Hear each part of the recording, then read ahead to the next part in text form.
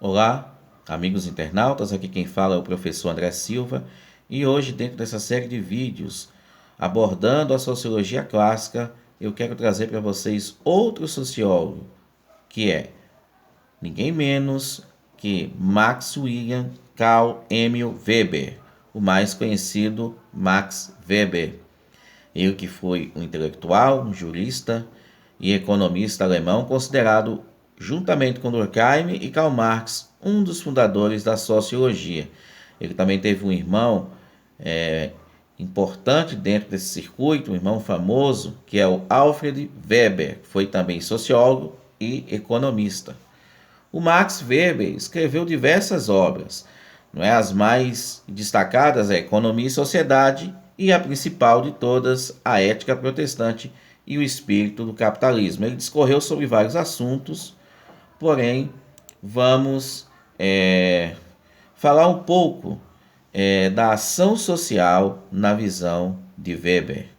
E para Max Weber, a ação social é aquela que é orientada ao outro. No entanto, há algumas atitudes coletivas que não podem ser consideradas sociais. Por exemplo, quando eu escrevo um poema, seja em verso ou em prosa, e viso apenas a minha satisfação, então essa minha ação de escrever um poema não está orientada ao outro. A minha intenção não é especificamente o outro, mas a minha própria satisfação. Mas a partir do momento que eu escrevo uma carta, então essa minha ação é social, por quê? Porque o meu intuito é que o outro leia o que eu escrevi. Então, no que se refere ao método sociológico, o Weber vai se diferenciar, melhor dizendo, do Emile Durkheim, que comentamos no vídeo passado, porque o Durkheim ele tem como método a observação e a experimentação, sendo que esta se dá a partir da análise comparativa, isto é, faz-se a análise das diversas sociedades, as quais devem ser comparadas entre si posteriormente. E, ao tratar o que ele chamou de fatos sociais como coisas existentes na realidade, Durkheim queria mostrar que o cientista precisa romper com qualquer prenoção, ou seja, é necessário desde o começo da pesquisa sobre a sociedade que o pesquisador abandone os juízos de valor e que ele possa aderir a uma postura mais neutra, ou seja, uma total separação entre o sujeito que estuda, que pesquisa, que investiga e o objeto a ser estudado. No caso do Durkheim, os fatos sociais.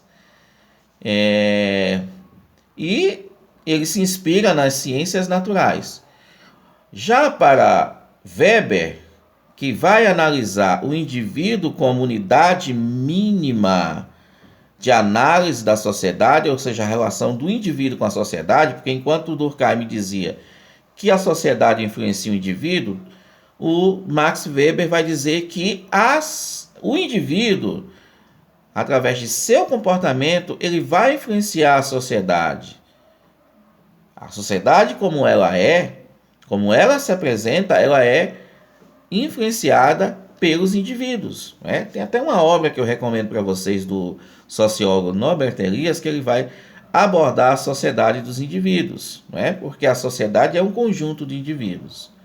Então, o Weber, na medida em que a realidade é infinita para ele, não é somente os fatos sociais, e quem estuda faz nela apenas um recorte. Por exemplo, eu quero estudar os aspectos religiosos.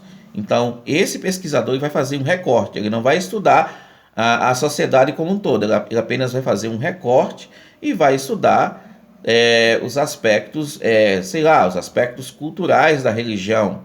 Então, a partir do momento que ele faz isso, naquele momento, Naquele sentido, não há como querer Durkheim uma completa objetividade. Por quê? Porque o pesquisador ele escolhe fazer esse recorte. Então, essa é a diferença.